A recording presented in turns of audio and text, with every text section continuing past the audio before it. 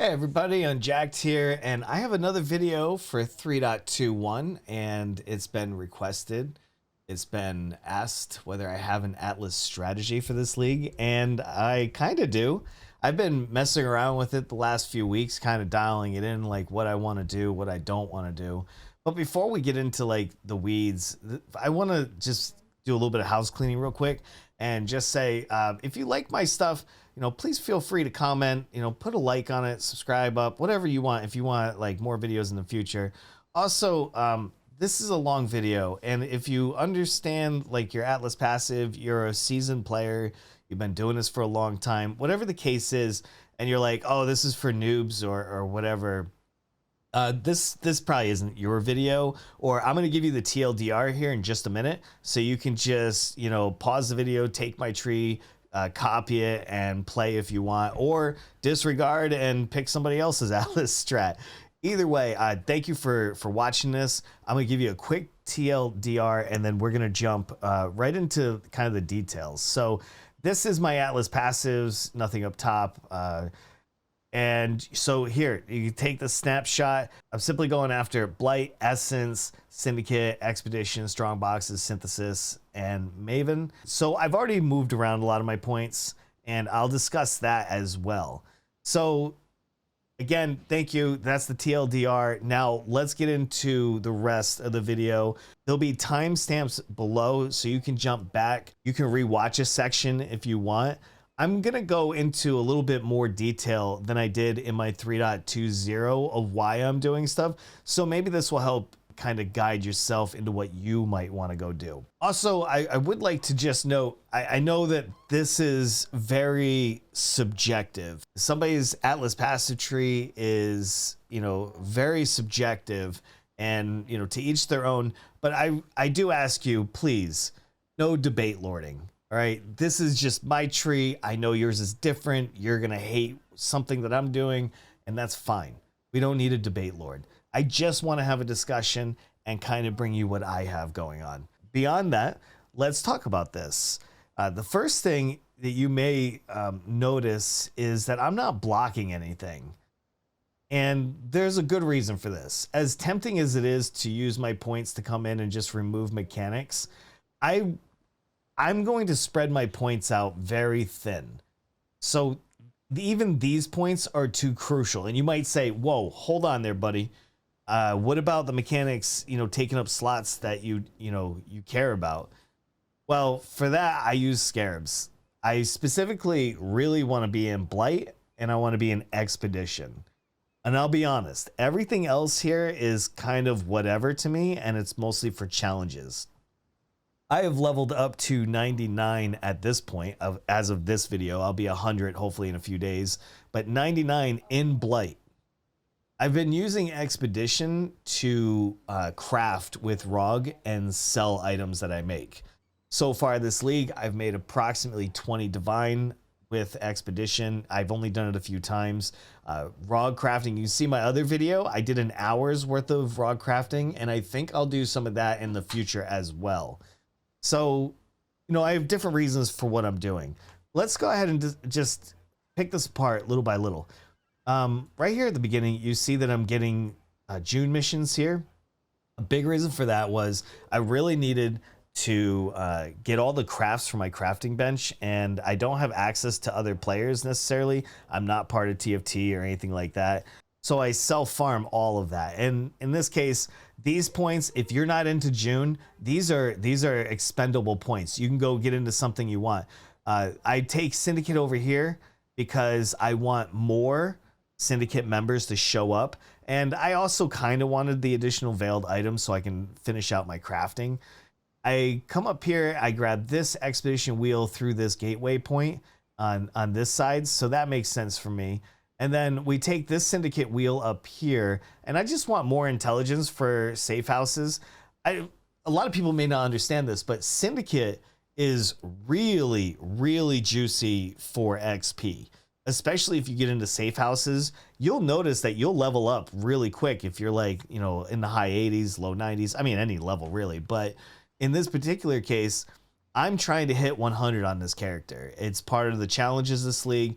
Plus, after hitting it twice last league, I'm a little bit more juiced up for it. So that's my situation there, and that's my syndicate. You can check out the betrayal wheels to see which ones I didn't take, which ones I did.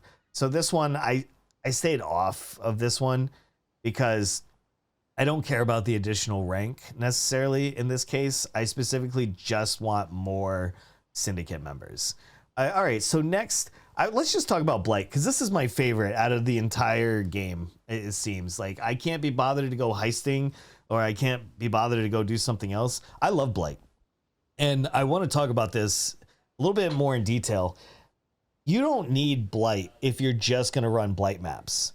So if you don't care about like self-farming your Blight maps and you can just earn up the currency and go buy in bulk, a couple hundred Blight maps, then you don't need to take any of these.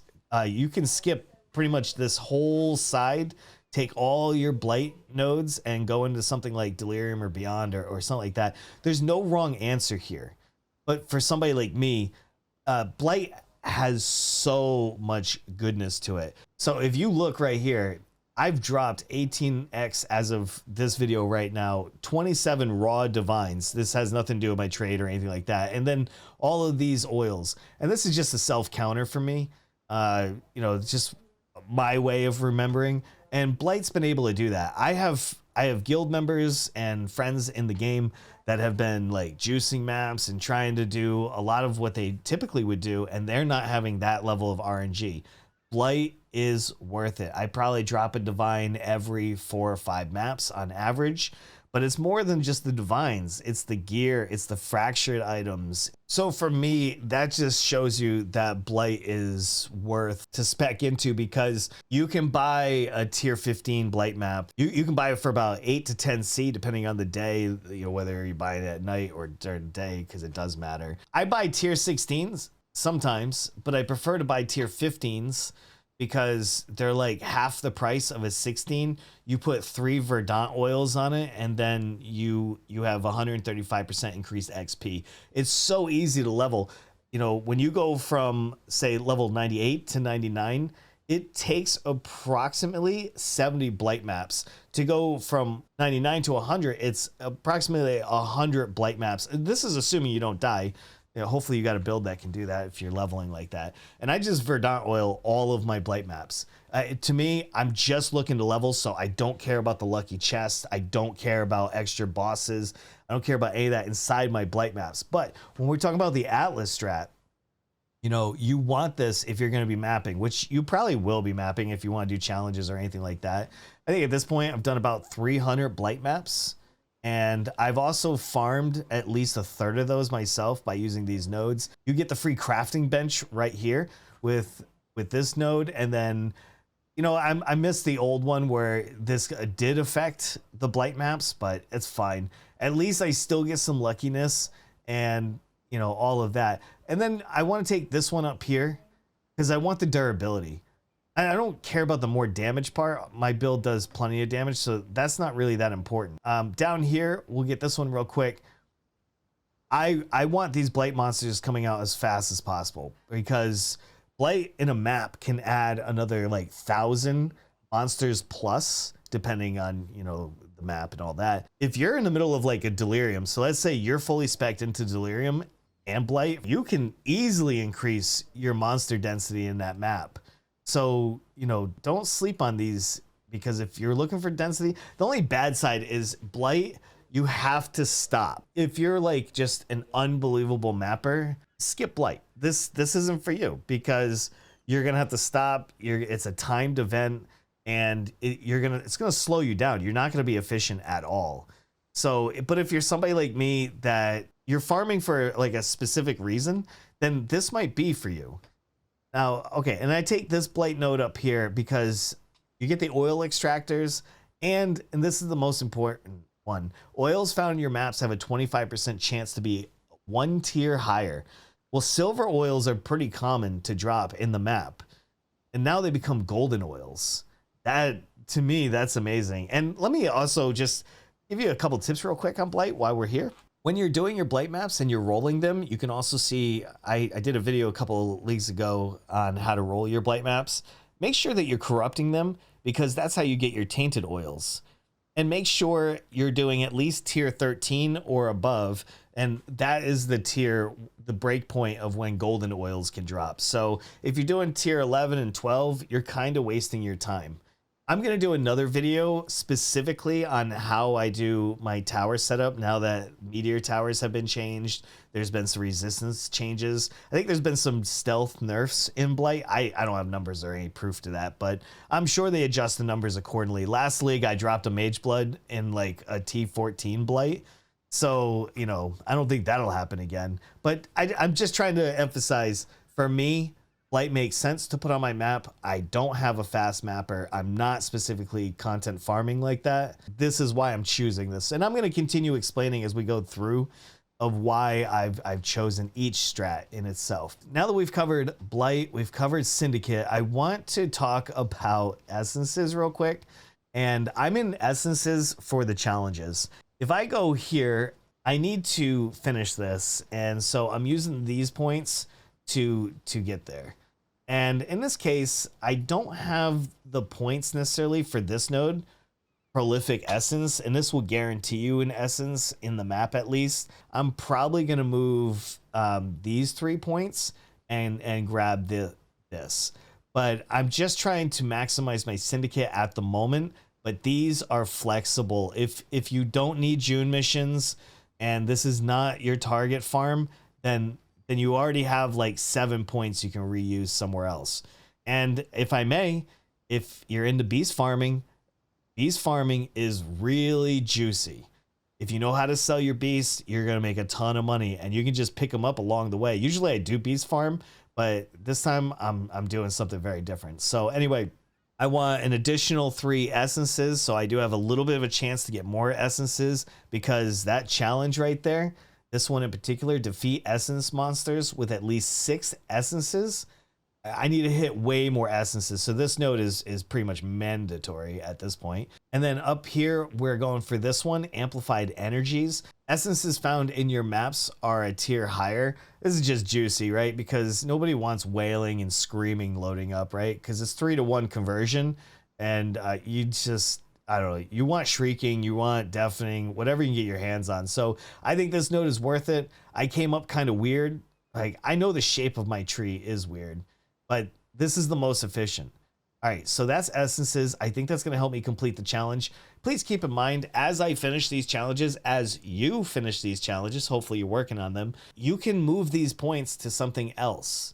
I will move mine probably more towards Eater, because I need a farm in Ashes still. Plus, I wouldn't mind grabbing these nodes down here. So I'm going to talk about why I don't want to farm certain mechanics a little bit later. But for now, let's just continue on. You might notice, like, wait, this guy grabbed a few Kirac nodes up here. Why would he do that? And I'll be honest, I want to move 2 points into here. And let me explain why. Let's go to this league's challenges again. I go into Kirac, and specifically this one, and shortly this one here, because of this challenge right here, Commanders Challenging Chores. I need to defeat a Breach Lord as of this recording. I will have this soon. And if you go and look at this, the only way to get this one, see, the rest you can get just by doing regular Kirac missions. So that's not a problem. It's this one's a problem. So if you look at this one, you need to have an otherworldly scouting report in order to get Kirac to give you a breach stone. It's the only way to get this challenge. And if you go look, I mean, I could go buy it, but it's pretty close to like a divine. It's over half a divine for one of these scouting reports. So for a few points, I have now a 5% chance to drop one of these in a map. I mean, it's not a lot, but it's still a little bit. All I need is 1 to finish the challenge. All I need is like 2 or 3 to make a little bit of money here. And if I grab this node over here, I get 60% increased Atlas scouting reports found on my map. I'll have an even more increased opportunity to basically drop free divines. So anyway, for a few of these points, I think it's totally worth it. While I'm here in this tree, can I just say something that I'm not going to cover, but I do want to talk about?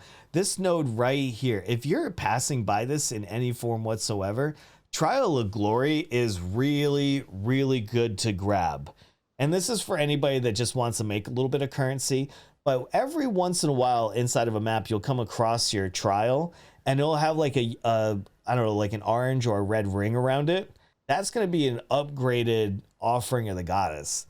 Those sell for like Divines Plus. This is like 3 points of investment. It's almost silly not to grab. Since we're right here, I grabbed 2 points into Strongboxes, and I do want to discuss my reasoning for this.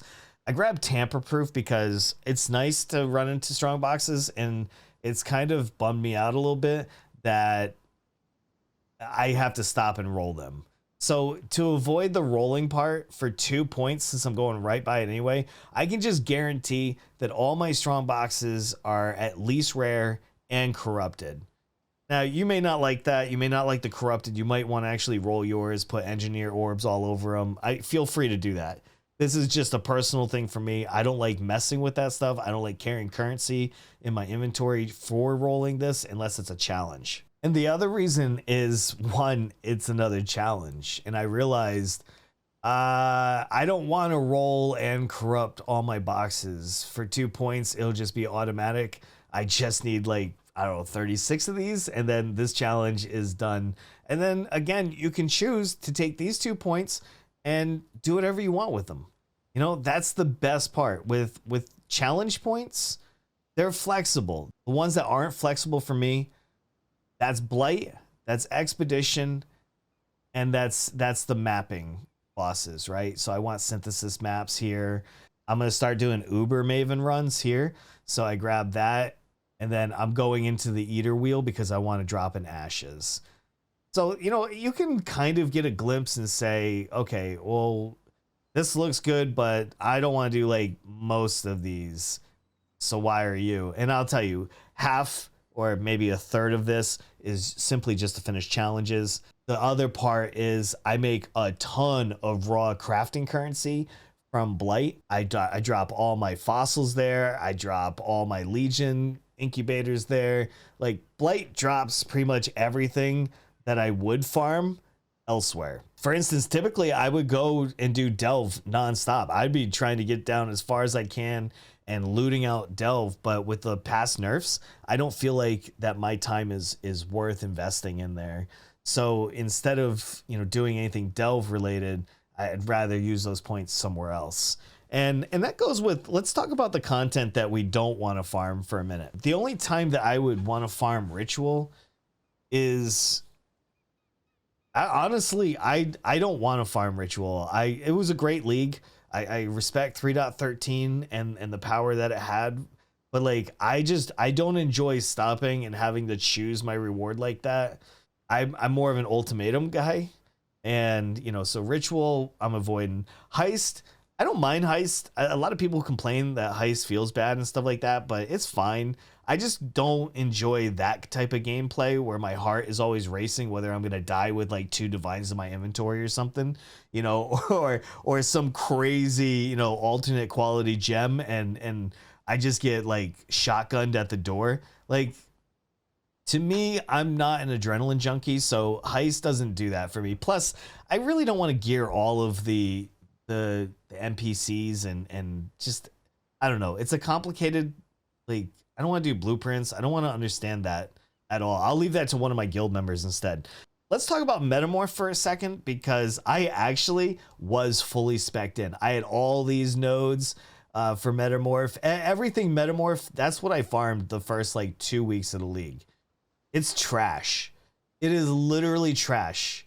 You can just go buy all the organs and complete the challenges that Metamorph gives you. So I spec'd out, like, some of the rogue Metamorphs were just wildly overpowered. I had to leave a couple of them because they were just so crazy. But the biggest reason why I don't like Metamorph is because I always forget to click the little green square that says call Tane and set this thing up. Like, I just wish it was just a little bit more automated or something, because I always leave the map and I feel bad because I'm like, oh, I forgot to get the Metamorph, you know, I've already moved on to another map. I don't like mechanics that do that, and that's Metamorph. Temple is great. If you want to farm vials or slave drivers, you know, like this pair of gloves right here, it's 14 divines. Well, that's what I paid for it like a couple days ago. And those vials, if you beat the Apex boss, like it's so good. If you drop one of those vials, they're worth a lot of money. Temple gives you a lot of monsters on the map. Like there's a lot of goodness for Temple. Double corrupts, you know. Temple is really good. If you're a Temple enjoyer, get in there, farm Alva, get your money. There's plenty to be made. Selling temples, double corrupting items or gems. There's a lot to Temple. It's not my jam. I didn't really enjoy Incursion League either. Beast, I did lightly talk about Beast up front. I think as we get into the middle of the league, Beasts are going to be worth even more because right now people are crafting and they're crafting very high level content. You can go and see plenty of streamers doing it, and Beasts are a primary way to do that level of crafting. So if you're big into beast farming and you can mindlessly kill a beast and move on, I highly recommend you take some of these points that you don't like that I've done and you go put them in the beast. Right now, you're probably going to make some of the best money currency in the game selling beasts. It's easy. You just go up and you grab all of these nodes, just a couple of them, right? You just pick a couple different beasts that you like and you get all those wheels. You know, it's basically side by side with Blight. So this is why I normally combine Blight and Beast. But this league, because I really want to go 40-40, I'm trying to get a little bit more into the challenges. So yeah. All right, jumping into Legion. I don't want to farm Legion. I did it last league and I thought it sucked. Honestly, we went pretty hard into 5-ways. We had a headhunter. We had like a group of 4 or 5 of us just doing 5-ways, and it was a lot of fun. And we were dropping jewels and making, you know, lots of currency doing that. I feel like if you don't have a group to do 5-ways, like I'm not gonna sit on TFT and try to sell slots for 5-ways or anything like that. Like I don't want to do that. That sounds awful. Not like doing that, just I don't want to engage with other people like that. So for me, if I don't have a crowd doing 5-ways, I'm not going to farm Legion. It is what it is. Delve, I've lightly talked about Delve as well. I think that you can just do T16s, get your Nico missions or put Sulfite Scarabs on it, and you'll be just fine. You just go and delve until your heart's content. If you don't understand Delve or you want to know more about Delve, leave me a comment. I can talk about Delve at length. I'm not like a 10,000 depth Andy or anything, but like I've done plenty of Delve. It's one of my favorite leagues. I love Endless Delve as well. Harvest is another really, really good one. If you're big into Harvest and you want to sell Yellow Life Force, people are snatching that up left and right. For a lot of the new players, if you're still listening to this far in, God, 1, thank you. But 2, like if you're a new player, people are gambling div cards with the Yellow Life Force. So you can literally sell like a little bit of Life Force for divines all day long. Just do Harvest, fully spec into it. It's an easy way to make divines. And again, it's for high level crafting. It's for high level gambling. There's a lot that's on the Harvest bench. Don't listen to everybody that says that Harvest has been neutered or anything like that. It really has not. I mean, yeah, a lot's been taken out, but there's still plenty of juice left in there. And speaking of that, you know, Deli is really good as well. You can spec into Delirium. I've done it before. It's pretty juicy. If you have a fast mapper and you can kill Omni and stuff like that, go for it. You'll get plenty of splinters. For simulacrums, just selling like 30, 35C a pop. I'll just buy those. I'm going to do some sim farming. I'm hoping I can show off some of that content on stream a little bit later. Maybe a couple weeks, I'll be working on that. But, you know, Deli is still juicy. But in my opinion, the league is already kind of midway, so I don't really care about dropping the clusters. I'll just go buy the bases if I want to craft them. If I really want to do a simulacrum, I'll just go buy a simulacrum. I just don't know.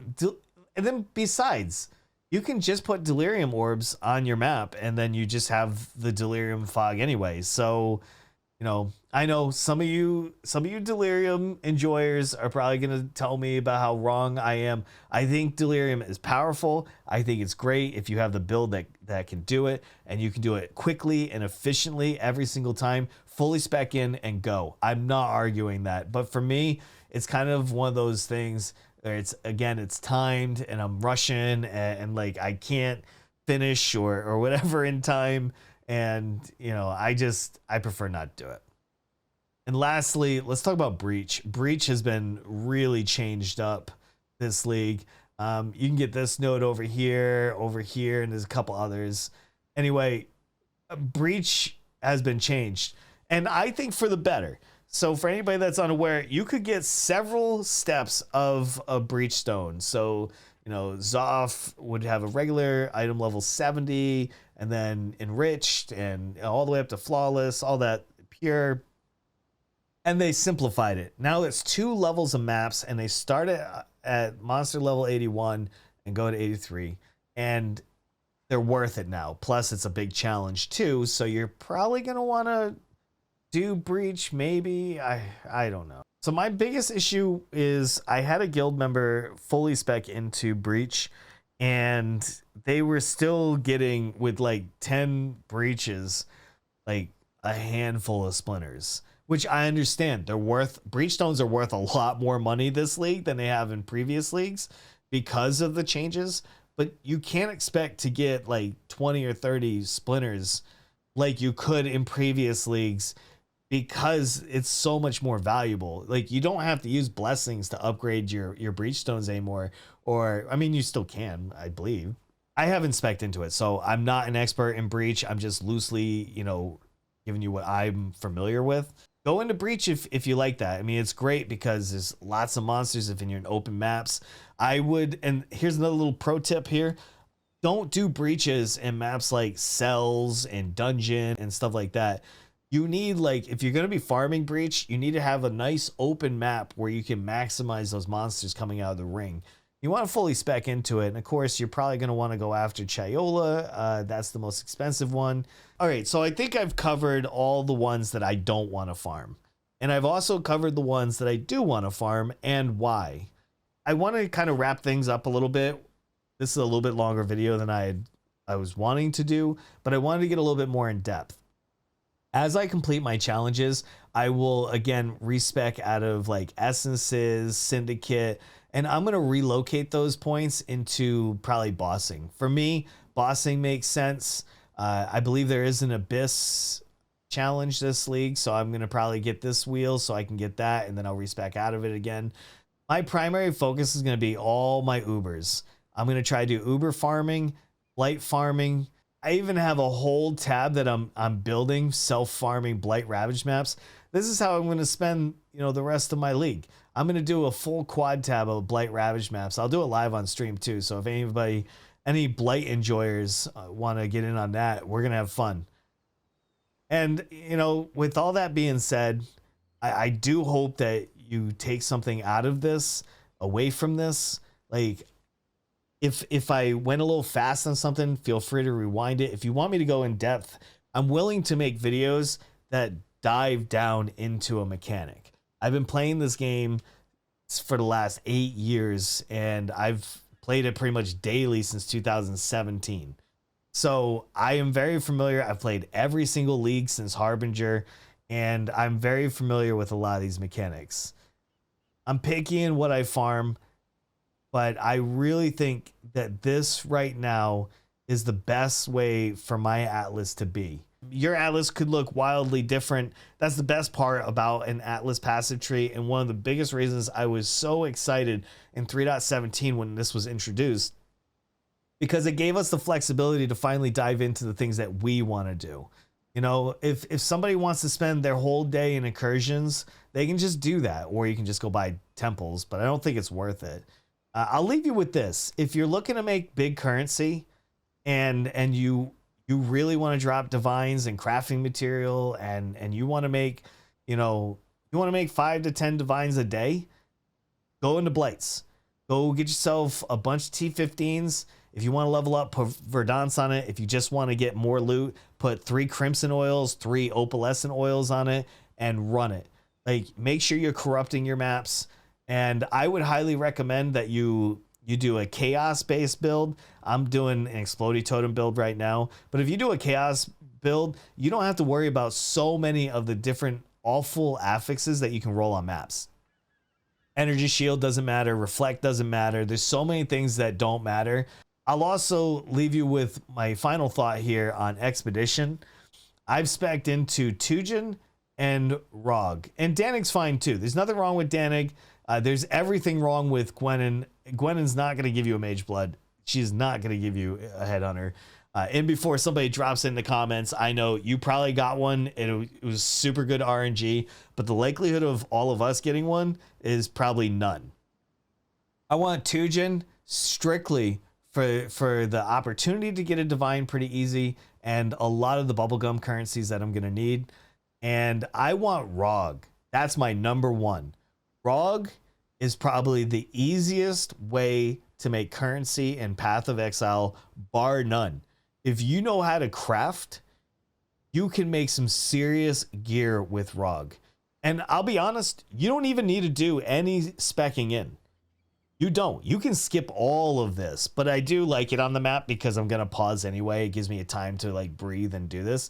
But you can just buy Rog logbooks. They're like 8 to 10C each. And you do like 10 to 20 of them. You're going to have so many artifacts to roll, like new bases and stuff like that. Again, I have a whole video where I just did some casual Rog crafting and I talk a lot about this in detail. You can go and check that out. It was like 2 or 3 videos ago. It's a long one too, so bear with it.